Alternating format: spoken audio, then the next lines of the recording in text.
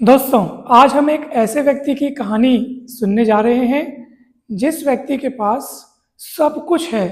भौतिक संपत्ति की कोई कमी नहीं, बहुत सारे पैसे, बड़े बड़े घर, अनेक सारी गाड़ियां, भौतिक संपन्नता से परिपूर्ण व्यक्ति है वो।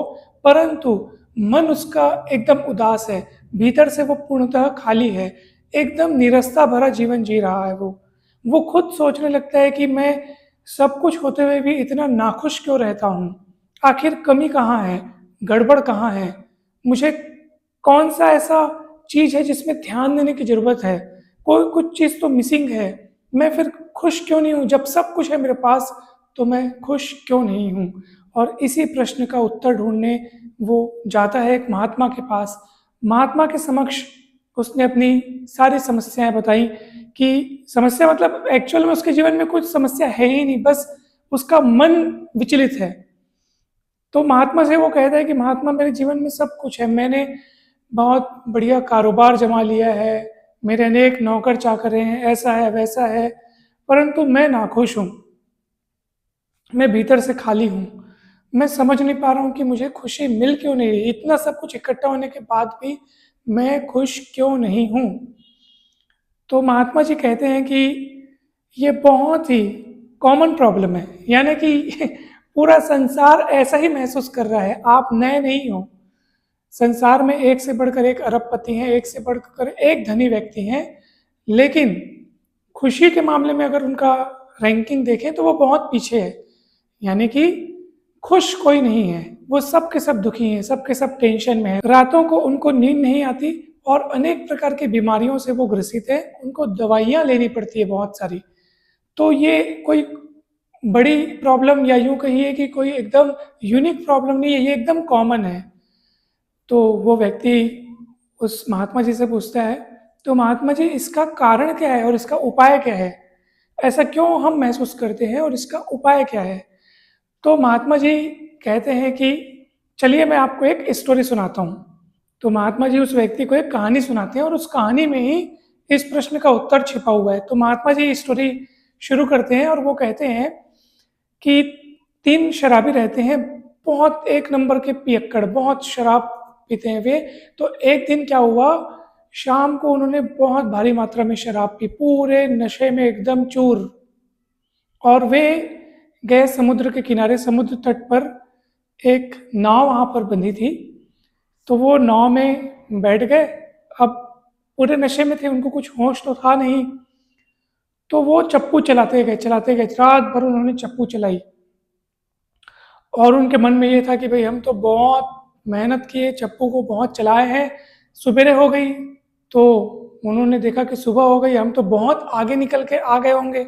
जब उन्होंने देखा तो ये पाया कि नाव अपनी जगह से 1 इंच भी नहीं हिली है, क्योंकि नाव जिस स्थान से बंधी थी वो उन्होंने खोलना ही वो भूल गए थे। नाव को खोलेंगे तभी तो आगे बढ़ेगी ना। तो वो बंधी हुई नाव में बैठे बैठे ही चप्पू चला रहे हैं, तो नाव कैसे आगे बढ़ेगी? तो ये स्टोरी सुनकर के वो व्यक्ति थोड़ा हंसा, बोले ये तो बहुत ही बेवकूफ़ी वाली हरकत है।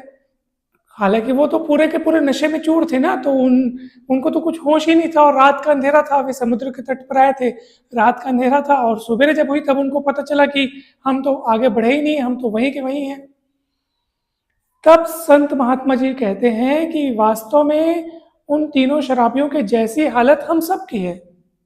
संसार के जितने भी मनुष्य जो संसार के पीछे दौड़ रहे हैं, संसार में भाग रहे हैं, वे वास्तव में कहीं नहीं भाग रहे हैं। क्योंकि देखो, यहाँ हम हमेशा तो रहने वाले हैं नहीं। हम लोग किसी दिन पैदा हुए थे, जब हम पैदा नहीं हुए थे तब भी ये संसार था, इस संसार में सारी चीजें थी। तब हम पैदा नहीं हुए थे, जब हम पैदा हुए तब हमने कुछ साथ में लाए नहीं थे, खाली हाथ आए थे।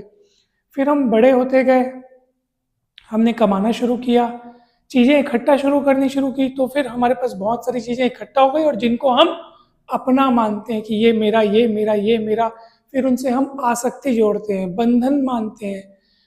जबकि हम ये भूल जाते हैं कि इनमें से कुछ भी अपना नहीं है, ये 101% सत्य है।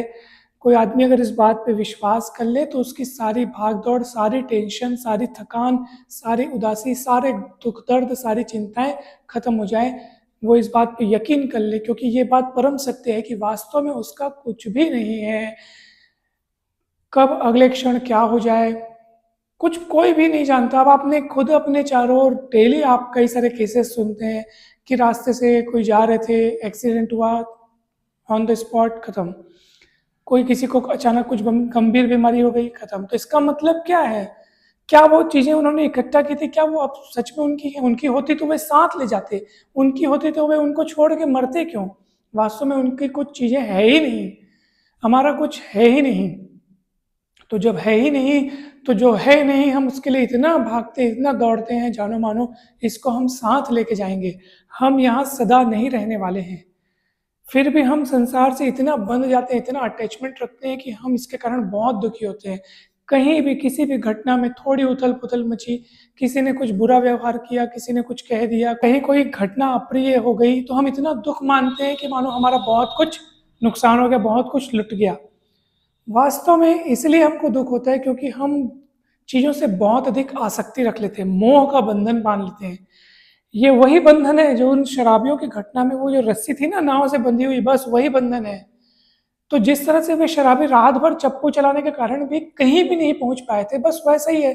हम लोग बस भागते रहते हैं, ये इकट्ठा करते हैं, वो इकट्ठा करते हैं, बटोरने में और इकट्ठा करने में हम लोग भागते रहते हैं, कहीं पहुंचते नहीं हैं, क्योंकि हमारी डायरेक्शन ही गलत है, हमारी दिशा ही गलत है। हम कहाँ पहुंचेंगे? पाप आके भी क्या पालेंगे? इकट्ठा करके भी क्या कर लेंगे? कितना इकट्ठा करेंगे? हम कितना ही इकट्ठा कर लेंगे, मन कभी भरने वाला नहीं है, मन हमेशा खाली रहेगा, कामना की तृप्ति कभी नहीं होगी।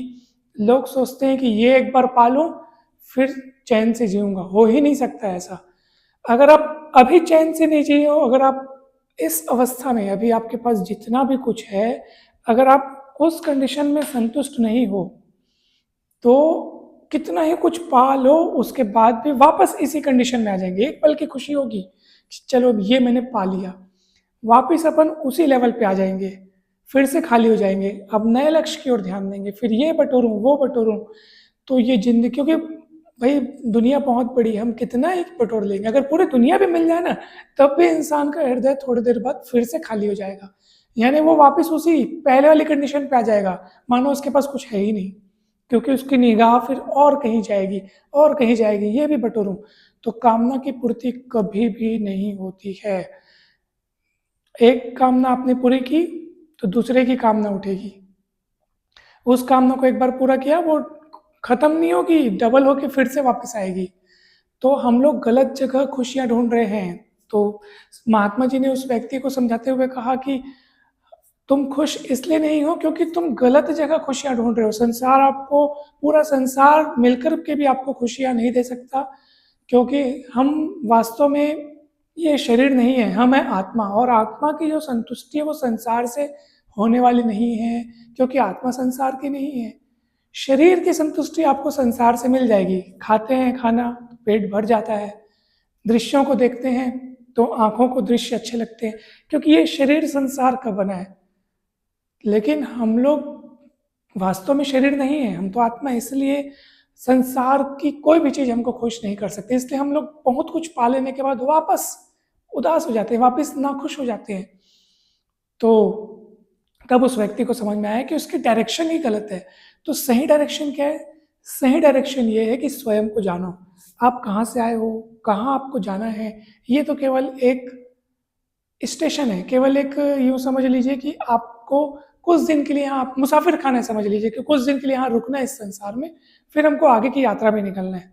और हमारा लक्ष्य क्या है? लक्ष्य है मन को जितना हो सके विकारों से मुक्त करो, जितने भी गंदगियां मन में भरी पड़ी हैं उनको हटाते जाओ, मन को उज्जवल और निर्मल बनाते चलो, इसमें अच्छी अच्छी चीज़ें रखो ताकि आगे की यात्रा में वे हमारी मदद करें, हमको सहायता प्रदान करें आगे की यात्रा में जाने में। वही सही दिशा है। मन में अच्छे अच्छे गुणों का विकास करो, जैसे दया, प्रेम, क्षमा, करुणा, आपसी सहयोग, न्याय, ये सारी चीज़ें मन में रखो। और जितनी भी बुरी चीज़ें हैं जैसे क्रोध, चिंता, घृणा, ईर्ष्या, द्वेष, ये सारी चीज़ों को हटाते जाओ। ये हमारा लक्ष्य होना चाहिए। जितना हो सके लोगों की मदद करो। इस संसार में हम आए तो लोगों की जितनी हो सके मदद करें। आसपास हम किसको क्या दे सकते हैं, किसी के लाइफ में कितना कंट्रीब्यूशन कर सकते हैं, वो करना चाहिए हमें। और जो हमारा सोर्स है, जहाँ से हम आए हैं, निरंतर उनका चिंतन करते जाना चाहिए, क्योंकि हमको एट द एंड हमको वहीं जाना है। तो हमको उन्हीं का ध्यान करना चाहिए ताकि वे हमें सही राह दिखाएं, और ऑटोमेटिक उनका ध्यान करने से ही आपको खुशी महसूस होने लगेगी, क्योंकि आप वास्तव में उन्हीं के अंश हैं, उसी परम आत्मा के अंश हैं। तो उनका ध्यान करने से ही, उनको स्मरण करने से ही आप अच्छा महसूस करने लगेंगे, आपको बहुत खुशी महसूस होने लगेगी। ऑटोमेटिक आपके चेहरे पर एक एक अलग ही शांति झलकेगी, और समझ लीजिए कि वही आपका असली लक्ष्य है, न कि ये संसार। तो दोस्तों, मुझे पूरी उम्मीद है कि ये बातें आपको बहुत अच्छे से समझ में आई होंगी। दोस्तों, इसी तरह से चैनल पर अनेक सारे वीडियोस उपलब्ध हैं, जरूर देखिएगा। हर एक वीडियो में आपके लिए एक नया मैसेज, एक नया कंसेप्ट आपको मिलेगा, आपको बहुत अच्छा लगेगा। तो जरूर वीडियोस देखिएगा, और ये वीडियो कैसा लगा कमेंट करके अवश्य बताइएगा। आपके मन में यदि कोई प्रश्न हो, कोई डाउट हो, कुछ पूछना हो, तो वो भी आप कमेंट सेक्शन में पूछ सकते हैं। चैनल पर नए हैं तो जरूर सब्सक्राइब कीजिए, और वीडियो को लाइक एवं शेयर करना ना भूलें। धन्यवाद। जल्दी मिलते हैं नेक्स्ट वीडियोस में।